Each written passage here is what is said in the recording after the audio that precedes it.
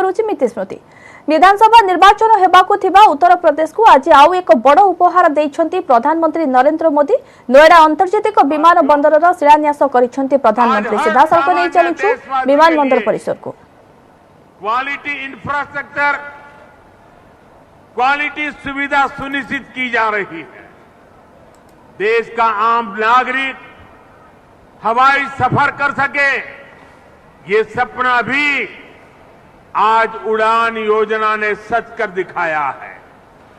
आज जब कोई साथी खुश होकर कहता है कि अपने घर के पास के हवाई अड्डे से उसने अपने माता पिता के साथ पहली बार हवाई यात्रा की है, जब वो अपनी फोटो को साझा करता है, तब मुझे लगता है कि हमारे प्रयास सफल है। मुझे खुशी है, अकेले यूपी में ही बीते वर्षों में 8 एयरपोर्ट से फ्लाइट शुरू हो चुकी है। कई पर अभी भी काम चल रहा है। भाई और बहनों, हमारे देश में कुछ राजनीतिक दलों ने हमेशा अपने स्वार्थ को सर्वोपरि रखा है। इन लोगों की सोच रही है अपना स्वार्थ, सिर्फ अपना खुद का, परिवार का, या जहां रहते उस इलाके का, उसी को वो विकास मानते थे। जबकि हम राष्ट्र प्रथम, नेशन फर्स्ट की भावना पर चलते हैं। सबका साथ, सबका विकास, सबका विश्वास, सबका प्रयास, यही हमारा मंत्र है। यूपी के लोग गवाह है, देश के लोग गवाह है। बीते कुछ हफ्तों में कुछ राजनीतिक दलों द्वारा किस तरह की राजनीति हुई, लेकिन भारत विकास के रास्ते से नहीं हटा। कुछ समय पहले ही भारत ने 100 करोड़ वैक्सीन डोज से कठिन पड़ाव को पार कर गया है। इसी महीने की शुरुआत में भारत ने वर्ष 2070 तक नेट जीरो के लक्ष्य का ऐलान किया है। कुछ समय पहले ही कुशीनगर में इंटरनेशनल एयरपोर्ट का लोकार्पण किया गया। यूपी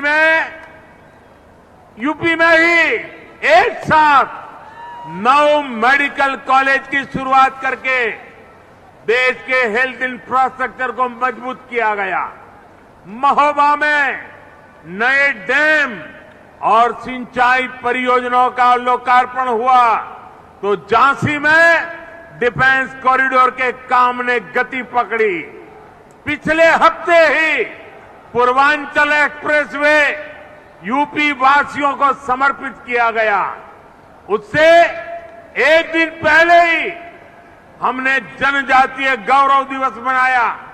मध्य प्रदेश में एक बहुत ही भव्य और आधुनिक रेलवे स्टेशन का लोकार्पण किया गया। इसी महीने ही महाराष्ट्र के पंढरपुर में सैकड़ों किलोमीटर के नेशनल हाईवे का लोकार्पण कर और शिलान्यास किया गया। और अब आज नोएडा इंटरनेशनल एयरपोर्ट का भूमि पूजन हुआ है। हमारी राष्ट्रभक्ति के सामने, हमारी राष्ट्र सेवा के सामने कुछ राजनीतिक दलों की स्वार्थ नीति कभी टिक नहीं सकती।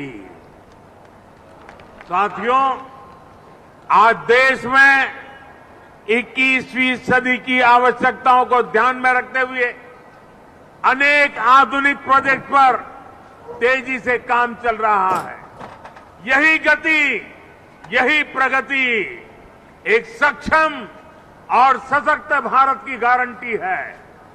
यही प्रगति सुविधा, सुगमता से लेकर सामान्य भारतीय की समृद्धि को सुनिश्चित करने वाली है। आप सभी के आशीर्वाद से, डबल इंजन सरकार की प्रतिबद्धता से यूपी में इसमें अग्रणी भूमिका निभाएंगे। हम मिलकर आगे बढ़ेंगे, इसी विश्वास के साथ आपको अंतर्राष्ट्रीय एयरपोर्ट की फिर एक बार बहुत बहुत बधाई। मेरे साथ बोलिए, भारत माता की, भारत माता की, भारत माता की। बहुत बहुत धन्यवाद।